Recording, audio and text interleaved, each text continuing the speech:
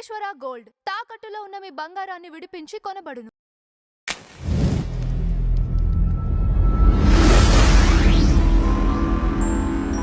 ఎవరి ఎండతో ఇంకా జగన్మోహన్ రెడ్డి గారు ఉన్నారు.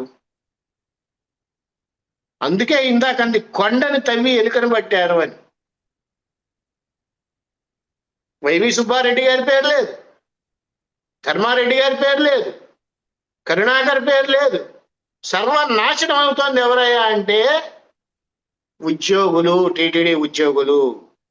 అంతకుముందు ఇలాగే ఎంతో మంది ఐఏఎస్ ఆఫీసర్లు నాశనం అయ్యారు, ఐపీఎస్ ఆఫీసర్లు నాశనం అయ్యారు, గవర్నమెంట్ ఉద్యోగస్తులు నాశనం అయ్యారు. బాలకృష్ణ గారు, ఇక్కడ ఇంకొకటి అనుకోవచ్చు కదా, ఇప్పుడు ఎవరైతే వీళ్ళ పేర్లు బయట వచ్చినాయో వాళ్ళు స్వచ్ఛందంగా ఒక సెటిల్మెంట్, ఇప్పుడు లైఫ్ టైము మీరు పుష్ప సినిమా చూశారుగా, దాంట్లో ఒక మంచి సీన్ ఉంటది. ఏంటంటే ఇప్పుడు ఎవరైతే అరెస్ట్ చేస్తారో, ఫస్ట్ అరెస్ట్ చేసినప్పుడు జీవితం మొత్తం ఎంత సంపాదిస్తావు నువ్వు, 1 కోటి రూపాయలు సంపాదిస్తావు, ఇదిగో 1.5 కోటి తీసుకెళ్ళి. సో అట్లా కూడా ఈ 36 మందికి సంబంధించి ఇన్ఫ్లుయెన్స్ చేసి ఉండొచ్చుగా ఖచ్చితంగా. ఇప్పుడు అల్టిమేట్లీ ఇప్పుడు 250 కోట్లు తేలుతుందండి అక్కడ.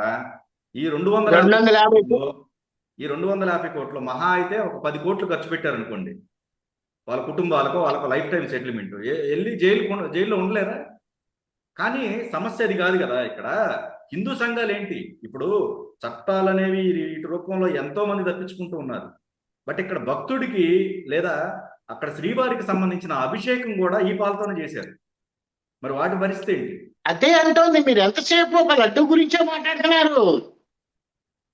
అక్కడ పెట్టే నైవేద్యాలు, చక్ర పొంగలి, రకరకాల ప్రసాదాలు, వాటిల్లో కూడా అదే నెయ్యి వాడుంటారు కదా. నెయ్యి కాని కెమికల్ వాడుంటారు కదా. అంటే సార్ నెయ్యి వాడినా కానీ కల్తీయే కదా అది. దీనివల్ల అదే నేను నెయ్యి కాదనే అన్నా. దీనివల్ల 40 కోట్ల మంది ఇండైరెక్ట్ గా ప్రసాదం తిని వాళ్ళ బాడీల్లోకి కెమికల్ ఎట్టా వెళ్ళిందో, ఇంకో 10 కోట్ల 15 కోట్ల మంది కొండ మీద ప్రసాదాలు తిని వాళ్ళల్లో కూడా కెమికల్ వెళ్ళి ఉంటది కదా. ఇకపోతే ఈ పనికి మాలిన దిక్కుమాలిన పేటీఎం బ్యాచ్ దరిద్రులు ఉన్నారు. వాళ్ళు నేను చూసా ఒక పోస్ట్ లో, వాళ్ళకి తల్లిదండ్రులు ఉన్నారా, భార్యా పిల్లలు ఉన్నారా, వాళ్ళకి విచక్షణ జ్ఞానం ఏమన్నా ఉందా అని ఆలోచిస్తే పార్టీకి కొమ్ము కాయటం తప్పు కాదు, వ్యక్తిని అభిమానించడం తప్పు కాదు, నోటికి ఏదొస్తే అది మాట్లాడేయటం అలవాటైపోయింది వీళ్ళకి. అలా అలవాటు చేసేసాడు జగన్ గారు. ఏది ఏమైనా సరే రప్ప చేసేయండి, నేను చూసుకుంటా. అది చూసేదేం లేదు. ఏది ఏమైనా సరే మీ ఇష్టం వచ్చినట్టు చేయండి, నేను చూసుకుంటా. ఏంటి ఆయన చూసుకుంది? గంజాయి చేసే వాళ్ళ దగ్గరికి వెళ్ళి పరామర్శించటమా? బెట్టింగుల్లో ఓడిపోయి నష్టపోతే సూసైడ్ చేసుకుంటే వాడి ఇంటి దగ్గరికి వెళ్ళటమా? ఎవరో ఇద్దరు కొట్టుకు వస్తే వాళ్ళ దగ్గరికి వెళ్ళి పరామర్శించటమా? ఇదే జగన్మోహన్ రెడ్డి గారు చేసేది. పార్టీని నిలబెట్టుకోవాలి అన్నటువంటి జ్ఞానం కూడా ఆయనకి లేదు. పక్కన వాళ్ళు చెప్పినా వినడు. ఇలాంటప్పుడు ఈ పేటీఎం బ్యాచ్ల మీద ఆధారపడితే ఎంతవరకు సస్టైన్ అవ్వగలుగుతాడు ఆయన? ఇప్పటికైనా సరే చంద్రబాబు నాయుడు గారు యాక్షన్ తీసుకోకపోతే మళ్ళీ ఈయన రివర్స్ అయి వెనక్కి వస్తే ఇబ్బంది పడాల్సింది తెలుగుదేశం గవర్నమెంటో ఇంకో బీజేపీ గవర్నమెంటో ఇది కాదు. పర్టికులర్ గా స్ట్రిక్ట్ గా చెప్పాలంటే ఆంధ్రప్రదేశ్ ప్రజలు ఇబ్బంది పడతారు. ఇందులో ఎటువంటి డౌటు లేదు. ఇందాక మీరు అన్నారు ఒక మాట, హిందూ సంఘాల వాళ్ళు ఏం చేస్తున్నారు అని. అసలు కాషాయం వేసుకున్న వద్దులే, బూతులు వస్తున్నాయి నాకు. కాషాయం వేసుకున్న వాళ్ళు ఏం పీకుతున్నారు? దండం పట్టుకున్న స్వరూపానందే కదా వీడిని తీసుకొచ్చి హిందూగా మార్చింది. వాడేం బీగుతున్నాడు? ఎక్కడున్నాడు? ఎంతసేపు హిందూ సంఘాలు హిందూ సంఘాలు హిందూ సంఘాలు అంటున్నారే, ఈ సనాతన ధర్మం అని పేరు చెప్పి వ్యాపారం చేస్తున్నారేమో అనిపిస్తోంది నాకు. స్ట్రైట్ గానే మాట్లాడుతున్నా, వ్యాపారం చేస్తున్నారేమో అనిపిస్తోంది.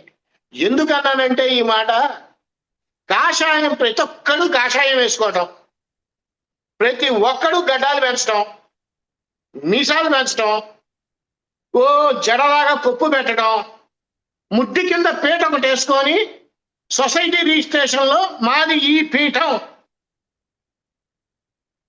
అని చెప్పి రిజిస్ట్రేషన్ చేయడం, తోచుకు తింటున్నారు జనాన్ని. ఉదాహరణ చెప్పాలంటే నేను దాదాపుగా 5 పీఠాల పేర్లు చెప్తాను మీకు. హైదరాబాద్ నిన్నదాకా మొన్న వచ్చినటువంటి జ్యోతి అంట ఆవిడెవరో, నిజామాబాద్ లేని దేవుణ్ణి సృష్టించింది ఆవిడ. అంబాత్రే క్షేత్రం అని ఒకటి ఉంది, ఆయన గురించి మాట్లాడాలంటే 52 రకాల మన్నులంట. మట్టిలో 52 రకాలు ఉంటాయా నాకు తెలియదు.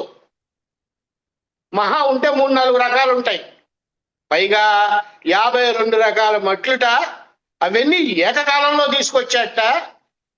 స్వయం ప్రతిష్ఠ అంట అమ్మవారు. స్వయం ప్రతిష్ఠ అంటే ఏంటి? అలాగే ఇంకోటి బోధానందని ఇంకొక ఆయన ఉన్నాడు. ఆయన ఏంటి, మాందీశ్వరుడు అని ఒక శివలింగం పెట్టాడు. అసలు మాందీశ్వరుడు ఎవరు అంటే శని కొడుకు అంట. మాందీశ్వరుడు శని కొడుకు కాదు, మాంది శని కొడుకు పేరు.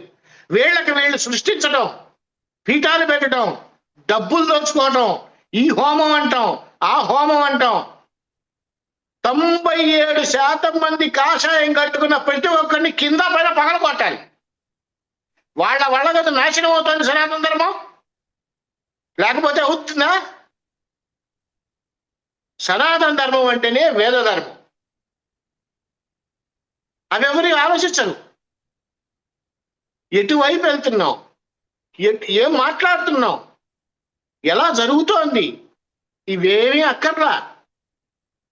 లాస్ట్ గవర్నమెంట్లో వాడు దోచుకున్నాడు, ఈ గవర్నమెంట్లో వాడిని కాపు కాయటానికి పక్కన పెట్టుకొని సేవ తీర్చడానికి ఈ గవర్నమెంట్లో మేమున్నాం. వచ్చే గవర్నమెంట్లో వాళ్ళు వేరే ఏదో చేస్తారు. చివరికి చంకనాకిపోతోంది ఆంధ్రప్రదేశ్ ప్రజలు. ఎంత బాధేస్తుందంటే అంజి గారు, ఒక్కొక్క మాట వింటా ఉంటే ఎక్కడో మండుతుంది. నిన్న ప్రాక్టికల్గా నేను ఇందాక ఇంకో మాట అన్నా.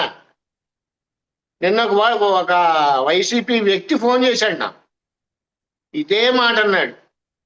11 మంది ఉన్న పీపీపీని ఆపి పాడేశాడు, ఏం పేగలుగుతున్నారు మీరు అని. నన్ను అడుగుతామేమిట్రా అంటే, మీరని కాదండి, మామూలుగా మాట్లాడుతున్నాను నేను. ఏ సమాధానం ఉంది? నేనే 2 క్వశ్చన్లు వేస్తాను మీకు సమాధానం చెప్పండి. ఇన్నేళ్ళు బెయిల్ మీద బయట ఎందుకున్నాడు?